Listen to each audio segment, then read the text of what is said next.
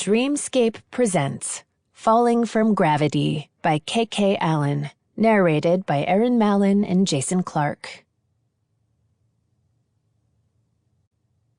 Chapter 1. Amelia. A loud hiss shot through the air as I exited my car and stepped onto the shoulder of Latigo Canyon Road. I groaned as my eyes made contact with the damage. I wasn't even 5 minutes away from my home when my silver Miata found its way into a pothole. Just my luck. I crouched slowly, staring at the deflating tire as a slew of curse words flew through my mind. I scolded the punctured rubber with a shake of my head. You had one job. I had approximately an hour and a half to get to Los Angeles, and with traffic, I was already cutting it close. Looking around, I debated who I could call to get me out of this mess. My parents would call for a tow, then a car service to drive me straight home, where I was certain to get a lecture about being aware of my surroundings. Or I could contact my best friend and neighbor, Trinity, who I knew was in the middle of studying for her big chemistry exam.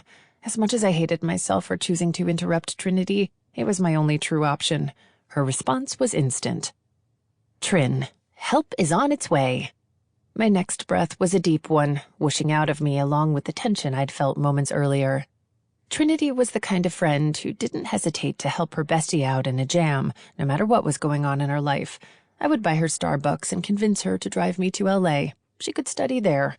Ugh, my gut twisted at my selfish thoughts, but I couldn't stay another day in Malibu. Everything I loved was in L.A. Well, besides Trinity. She was the only reason I stuck around as much as I did.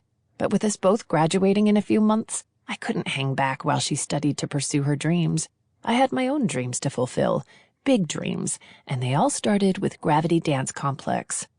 Stuffing my disappointment deep into my chest, I crawled into the passenger seat of my car, turned up the volume of Katy Perry's Wide Awake, and slouched in my seat, propping my heel on the open door. Not even a minute later, I started at the familiar sound of an approaching engine.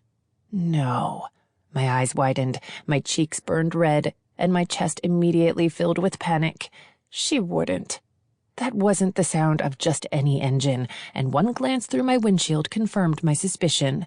The newly restored white 1966 Chevrolet CK was practically a celebrity in our town, always causing a stir wherever it appeared, and it was owned by none other than Tobias James, otherwise known as Trinity's brother and Malibu's quintessential heartthrob. Malibu Gold was what the locals called him, a star in the making. He was known best for his high school basketball shooting record, but that wasn't the only thing we all found impressive. Sample complete. Ready to continue?